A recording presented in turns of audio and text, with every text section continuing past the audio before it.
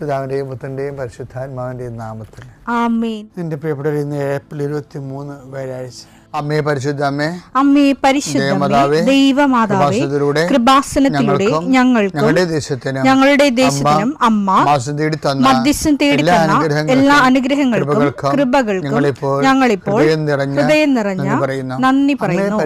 അമ്മേ പരിശുദ്ധമേ, ദൈവമാതാവേ, 2004 ഡിസംബർ 7 ഉച്ചകഴിഞ്ഞ് 2:30 കൃപാസനത്തിൽ സംഭവിച്ച അമ്മയുടെ പ്രത്യക്ഷപ്പെടലിനെ കുറിച്ച് തിരുസഭയ്ക്ക് സമർപ്പിച്ചിരിക്കുന്ന പഠനരേഖകളുടെ മേൽ സഭാത്മകമായ പഠനം ആരംഭിക്കുവാൻ ഞങ്ങൾ പ്രാർത്ഥിക്കുന്നു. അമ്മേ പരിശുദ്ധമേ, ഭൂസ്വർലോകങ്ങളുടെ രാജ്ഞിയായ അങ്ങേയ്ക്ക് ഭൗമസംരക്ഷണത്തിനായി പ്രപഞ്ചപ്രകൃതിയെ തന്നെ തിരുസഭ പ്രതിഷ്ഠിക്കുവാൻ ഈ പ്രത്യക്ഷീകരണം വഴി ഇടയാക്കണമേ. പരിശുദ്ധമേ, ജപമാല മാതാവേ, സകല കൃപാസനം പ്രാർത്ഥനയോടും ചേർത്ത് ഞങ്ങളിപ്പോൾ പ്രാർത്ഥിക്കുന്ന ഈ കുടുംബത്തിന്റെ പ്രത്യേക നിയോഗം പറ മക്കളെ.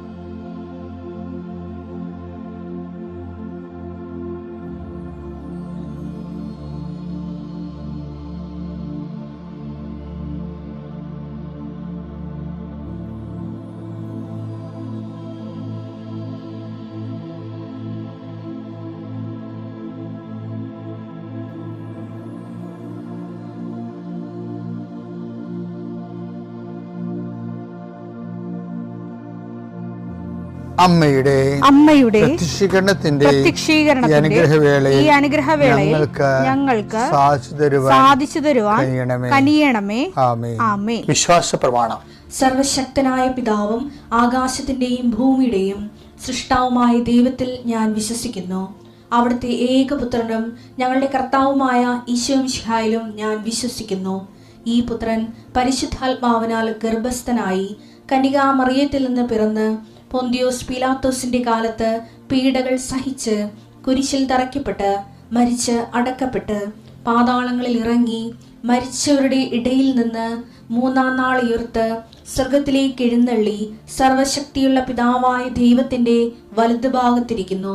അവിടെ നിന്ന് ജീവിക്കുന്നവരെയും മരിച്ചവരെയും വിധിക്കുവാൻ വരുമെന്നും ഞാൻ വിശ്വസിക്കുന്നു. പരിശുദ്ധാത്മാവിലും ഞാൻ വിശ്വസിക്കുന്നു. വിശുദ്ധ കത്തോലിക്കാ സഭയിലും പുണ്യവാന്മാരുടെ ഐക്യത്തിലും പാപങ്ങളുടെ മോചനത്തിലും ശരീരത്തിന്റെ ഉയർപ്പിലും നിത്യമായ ജീവിതത്തിലും ഞാൻ വിശ്വസിക്കുന്നു. ആമേൻ. സ്വർഗ്ഗസ്ഥനായ ഞങ്ങളുടെ പിതാവേ, അങ്ങയുടെ നാമം പൂജിതമാകണമേ. അങ്ങയുടെ രാജ്യം വരണമേ. അങ്ങയുടെ തിരുമനസ് സ്വർഗത്തിലെ പോലെ ഭൂമിയിലും ആകണമേ. അന്നു വേണ്ടുന്ന ആഹാരം ഇന്ന് ഞങ്ങൾക്ക് തരണമേ. ഞങ്ങളോട് തെറ്റ് ചെയ്യുന്നവരോട് ഞങ്ങൾ ക്ഷമിക്കുന്നത് പോലെ ഞങ്ങളുടെ തെറ്റുകൾ ഞങ്ങളോടും ക്ഷമിക്കണമേ. ഞങ്ങളെ പ്രലോഭനത്തിൽ ഉൾപ്പെടുത്തരുതേ, തിന്മയിൽ ഞങ്ങൾ രക്ഷിക്കണമേ. ആമേൻ. നന്മ നിറഞ്ഞ മറിയമേ, സ്വസ്തി. കർത്താവ് അങ്ങയുടെ കൂടെ സ്ത്രീകളിൽ അങ്ങ് അനുഗ്രഹിക്കപ്പെട്ടവളാകുന്നു. അങ്ങയുടെ ഉദരത്തിൻ ഫലമായി ഈശോ അനുഗ്രഹിക്കപ്പെട്ടവനാകുന്നു. പരിശുദ്ധ മറിയമേ, തമ്പുരാന്റെ അമ്മേ, പാപികളായ ഞങ്ങൾക്ക് വേണ്ടി ഇപ്പോഴും ഞങ്ങളുടെ മരണസമയത്തും തമ്പുരാനോട് അപേക്ഷിക്കണമേ. ആമേൻ. കർത്താവേ, നിന്റെ ഉന്നതമായ നാമത്തിൽ സ്വസ്ഥം ചെയ്യുന്നു. കർത്താവേ, നിന്റെ വിശുദ്ധ പൗരോഹിത്യത്തെ നീ മഹത്വപ്പെടുത്തണം. കർത്താവേ, സഭയിലുള്ള സാന്നിധ്യം നീ പ്രകടമാക്കണം. ഞാനെപ്പോഴും ഇങ്ങനെയാണ് പ്രാർത്ഥിക്കണം. ഈശോയെ, സഭയിലുള്ള നിന്റെ സാന്നിധ്യം ഞാൻ 100 വട്ടം കണ്ട് അനുഭവിച്ച 10,000 മനുഷ്യരിൽ അനുഭവേദ്യമായ സഭയിലുള്ള നിന്റെ സാന്നിധ്യം. കർത്താവെ, ഈ ദിവസം വെളുപ്പാങ്കാലത്ത് എഴുന്നേറ്റിരുന്നത് കൂടുന്നവരുണ്ട്. സമയം രാവിലെ ഇപ്പോൾ കിട്ടാത്ത കാരണം പിന്നീട് കൂടുന്ന മക്കളുമുണ്ട്. ആരായാലും ശരി കർത്താവെ, അവരെ നീ ആശീർവദിക്കണം. ഇന്നത്തെ ദിവസം അവരുടെ അശ്രദ്ധ കൊണ്ടായിരിക്കും ചിലപ്പോൾ സമയത്ത് അവരത് ഓർത്ത് കാണത്തില്ലായിരിക്കും. പക്ഷെ അകപ്പെട്ടു പോയി. അങ്ങനെയുള്ളവരെ കർത്താവ് ശിക്ഷിക്കരുത്. നീ അവരെ കരുണയോടെ ആദ്യതയോടെ നീ പാതാളങ്ങളിൽ ഇറങ്ങിയ ദിവസമാണ്. ഞങ്ങൾ വിശ്വാസ പ്രമാണത്തിൽ 8 പറയുന്നുണ്ട്. അവൻ മരിച്ചു 3-ാം ദിവസം ഉയർത്തെഴുന്നേറ്റ് അവൻ പാതാളങ്ങളിൽ ഇറങ്ങി.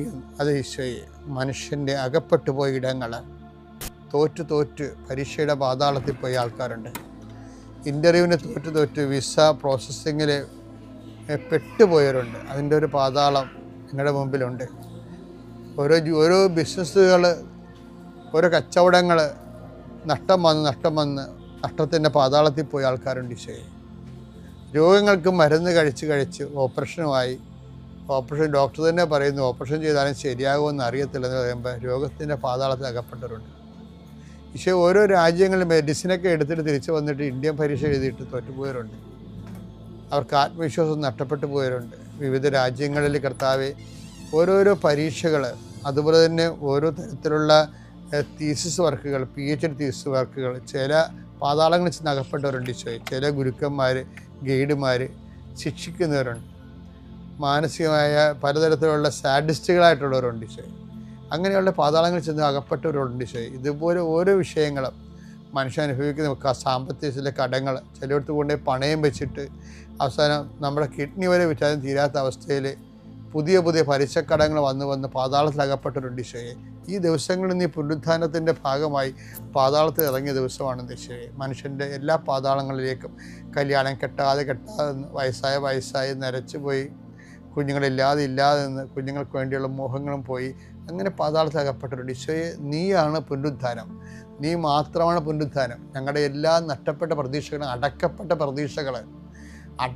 പ്രതീക്ഷകളെ കർത്താവ് നിൻ്റെ പ്രകാശത്താൽ, തിരുവുത്ഥാന പ്രകാശത്താൽ പുതിയ പ്രത്യാശ നൽകിക്കൊണ്ട് യേശു ക്രിസ്തുവിൻ്റെ നാമത്തിൽ എന്തെല്ലാം വിഷയത്തെ ദൈവവേദനെ നീ ഇന്ന് വേദനിക്കുന്നുണ്ടോ അതെല്ലാം കർത്താവിൻ്റെ നാമത്തിൽ നീങ്ങിപ്പോകട്ടെ എന്ന് ഈശോ നാമത്തിൽ കൽപ്പിക്കുന്നു.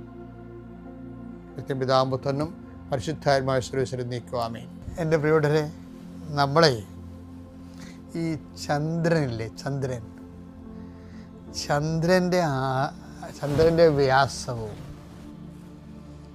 നമ്മുടെ പസഫിക് സമുദ്രത്തിൻ്റെ വ്യാസവും ഒന്നാണെന്ന് ഞാൻ പണ്ട് എവിടെയോ വായിച്ചിട്ടുണ്ട്.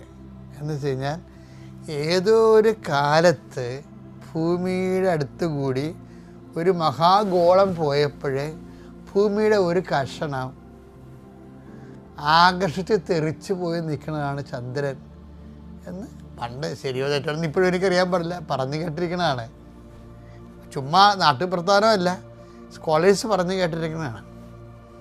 അപ്പോൾ ഇതുപോലെ ഈ നിക്കഡേമോസ് ആയിരുന്നല്ലേ ഈ ദിവസങ്ങളൊക്കെ സംസാരിക്കണത്. നിക്കഡേമോസിൻ്റെ സംസാരത്തിൽ നിന്ന് ഒരു വചനം തെറിച്ചു പോയി. അത് 3-ാം അധ്യായത്തിൽ നിന്ന് 6-ാം അധ്യായത്തിൽ കിടപ്പുണ്ട്. അതെന്താണെന്നറിയാമോ? അത് ആ കഷ്ണം എടുത്ത് ഇവിടെ വെച്ചാലേ ഒക്കത്തുള്ളൂ. ഇപ്പോൾ ഉദാഹരണത്തിന് നിക്കഡേമോസിനെ കാണുമ്പോൾ ഈശോ എന്താ പറയണത്? ജഡത്തിൽ ജനിക്കുന്നത് ജഡവും, യോഹന്നാൻ 3:6 മാംസത്തിൽ നിന്ന് ജനിക്കുന്നത് മാംസം, മാംസത്തിൽ നിന്ന് ജനിക്കുന്നത് മാംസവും, ആത്മാവിൽ നിന്ന് ജനിക്കുന്നത് ആത്മാവും, ആത്മാവ് ജനിക്കുന്നത് ആത്മാവും. അപ്പോൾ ഇവിടെ വെച്ച് പറയേണ്ട, ഇവിടെ നിന്നൊരു കഷ്ണം തെറിച്ചു പോയി ചന്ദ്രനെ പോലെ പുറത്ത് കിടക്കി. എവിടെ? 6:63 കിടപ്പുണ്ട്. അതെടുത്ത് ഇവിടെ വെച്ചാലേ ഒക്കത്തുള്ളത്. അതേതാണെന്നറിയാമോ? അത് വേറെ കോണ്ടക്സ്റ്റ് പറഞ്ഞതാണ്. പക്ഷേ ആത്മാവാണ് ജീവൻ നൽകുന്നത്. ജഡത്തിൽ നിന്ന് ജനിക്കുന്ന ജഡവും ആത്മാവിൽ നിന്ന് ജനിക്കുന്നത് ആത്മാവും എന്ന് പറഞ്ഞാൽ 3:6. ഇനി 6:63 എന്താണ്? ആത്മാവാണ് ജീവൻ നൽകുന്നത്. ആത്മാവാണ് ജീവൻ നൽകുന്നത്. ശരീരം ഒന്നിനും ഉപകരിക്കുന്നില്ല, ജഡം ഒന്നിനും ഉപകരിക്കുന്നില്ല. നിങ്ങളോട് ഞാൻ പറഞ്ഞ വാക്കുകൾ ആത്മാവും ജീവനുമാണ്. അപ്പം എന്താ വ്യത്യാസം അറിയാമോ? ജഡത്തിൽ നിന്ന് ജനിക്കുന്ന ജഡം